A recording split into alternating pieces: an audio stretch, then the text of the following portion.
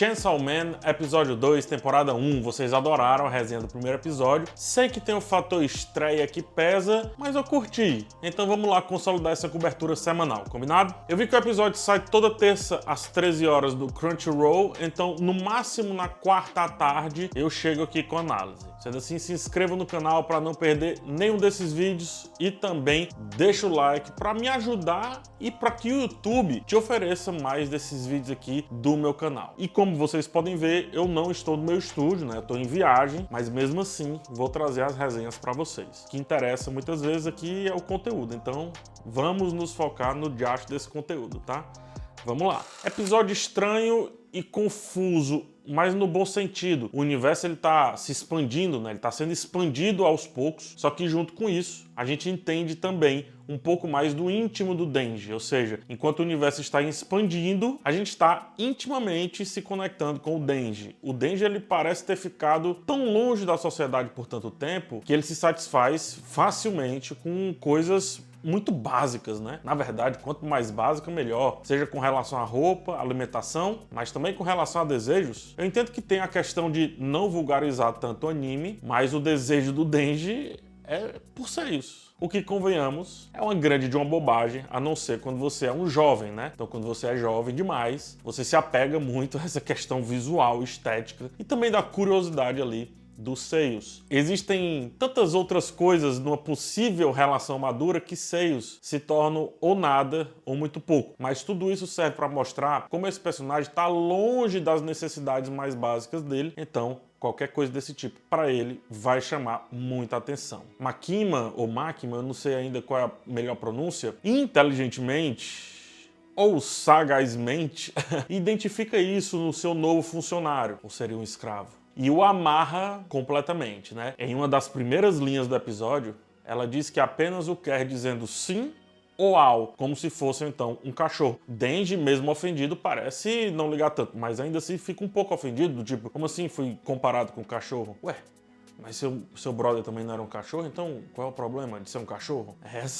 Essa discussão que quer trazer, né? Como tudo bem animais serem feitos para ser animais, mas seres humanos não podem voltar a ser animais. Assim como o Pochita foi adotado por ele, agora ele, que também é o Pochita, é adotado por Makima. A diferença é que, enquanto Denji deu o seu sangue para o cachorro barra demônio barra motosserra, ela não dá o seu sangue, ela continua querendo o sangue desse cara. Olha que coisa meio paradoxal, né? É uma inversão de valores quando se fala da relação íntima entre dois seres necessitados, que é o Denji e o Pochita. É uma relação ali que um precisa do outro, logo, a relação extremamente íntima e que você tira de si para oferecer. Essa inversão se dá quando existe um ser necessitado e um que aparentemente não é tanto. No caso é Denji e a Makima. Ou seja, Denji estava na mesma classe, entenda classe como hierarquia, né, do Pochita, quando esses dois se encontraram, só que Denji e Makima definitivamente não estão na mesma classe, sendo assim, fatalmente, um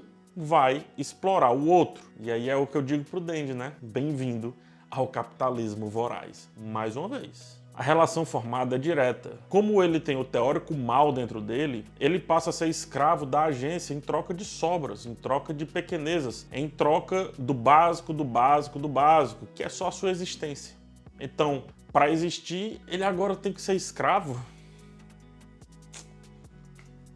E esse básico do básico não deveriam sequer ser preocupações caso não houvesse esse negócio chamado capital, né? Caso não houvesse esse lance de valores rondando aquela sociedade. Ele fala que nunca foi alimentado e ninguém nunca o tratou assim, ou seja, dando roupa, alimentando, etc. Denji nos convida a pensar do porquê os acolhimentos paralelos são muito mais efetivos quando se há um não acolhimento natural da sociedade. Ou seja, quando a sociedade rechaça um ser, um acolhimento paralelo vai ser muito fácil, vai ser muito tranquilo, vai ser muito óbvio. E assim, a Makima se aproveita desse ser que não teve um acolhimento natural da sociedade. Em situação completamente precária, é mais fácil fazer as pessoas trabalharem quase por troco ou, trazendo para a nossa realidade, por algo que tem um nome totalmente distópico, assim. Salário mínimo, ou seja, um modo de subsistência mínimo para você ter um mínimo, mas fazendo muitas vezes o máximo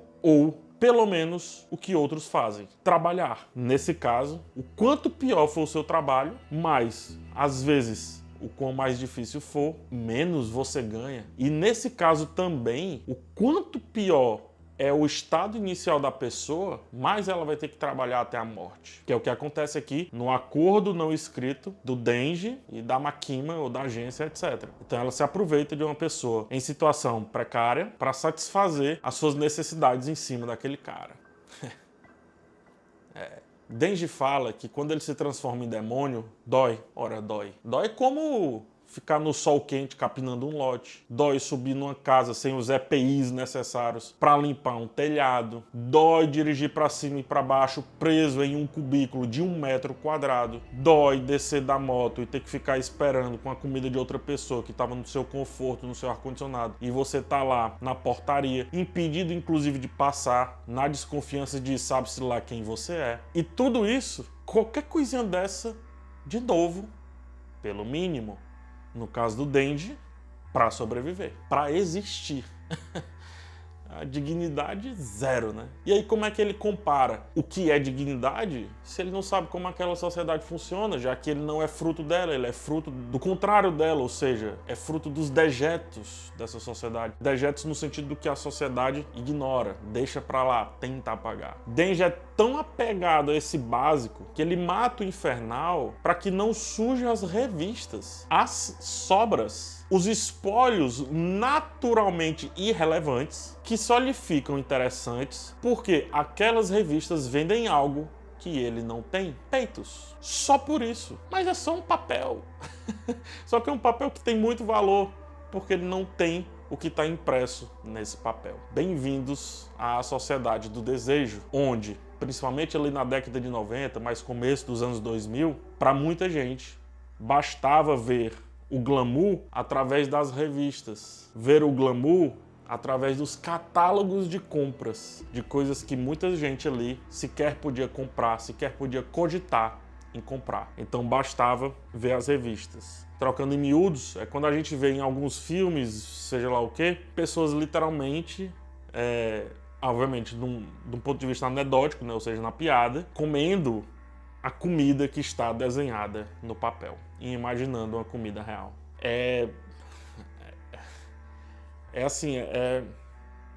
a esborja, né? É o modo de viver mais bruto. Alguém com talento desenha a parada ou bate a foto, imprime num papel e esse papel passa a valer alguma coisa só porque a pessoa não tem o que está naquele papel. No caso do Denji, falando de novo, peitos. Mas isso é uma alegoria. A situação piora. Todos estão jogando em aberto com o Denji, mas mesmo assim ele fica ali. Ele fica ali porque não tem outra opção. Ele fica ali porque aquilo se tornou o seu mundo, a sua família, tanto que ele vai morar com o seu companheiro e desfruta de uma vida que ele não teve, né? Até defecar para ele é uma novidade. Defecar num vaso sanitário, melhor dizendo. Makima fala que ele vai trabalhar até a morte, como eu falei. Rapidamente ele se questiona, mas vida que segue. Afinal, quantos de nós não estamos nessa realidade? Aposentadoria, você pode dizer, tá de brincadeira, né? Se chega tão exausto na idade da aposentadoria, tão mentalmente destruído, tão incapaz de viver uma rotina sem rotina, que a aposentadoria chega a ser uma brincadeira, né? Chega a ser uma piada. No caso do Denji, tudo que ele não pode é deixar que essa besta interna o domine, ou seja, trazendo novamente para a nossa realidade, sejamos adestrados e assim seguiremos escravos. Caso contrário, a gente te pune. No caso do Denji, com a morte, no nosso caso, demissão, que para muita gente não é tão diferente de morte, porque flerta com fracasso, sobretudo no Japão. E confia, tá todo mundo jogando em aberto. Você trabalha, você recebe. Você não trabalha, você não recebe. Você trabalha mais ou menos, você é cortado. e aí os seus demônios, aquilo que teoricamente você tem de melhor quando a gente olha do contexto Chainsaw Man, que é aquilo que tá dentro dele, aquela motosserra e etc, você pode até soltar. Mas se for a nosso favor, a favor da empresa. Chainsaw Man continua me cativando muito e dessa vez nem precisou da ultra exposição de sanguinolência, mostrando que o bom do anime está nas entrelinhas. Denji deseja Makima como um bom proletário deseja a vida do seu chefe, a realidade do seu chefe. Quem está ao redor do Denji nutre os mesmos desejos, mas de outras formas, a partir de outros sentimentos, inclusive enquanto admiração em alguns casos. Afinal, aparentemente, para aquelas pessoas também só resta a realidade. Aquela realidade, melhor dizendo. Os companheiros de Denji são uma retroalimentação de vidas banais se fascinando por caçar demônios como se fossem, de alguma maneira, superiores àqueles seres. Mas aí eu deixo a pergunta: do que adianta ser superior à teórica ralé da ralé da ralé? Aparentemente, naquele contexto, sobrevivência. Fora isso, só a glória vazia, nada mais. É isso, gente. Por hora foi isso. A gente se vê semana que vem, tá? Com mais um vídeo. E eu já deixo o recado. Não confio na Makima. E vocês? Galera do mangá, não me dá spoiler, tá? Não vou ler o mangá, tô só no anime. Um forte abraço e tchau.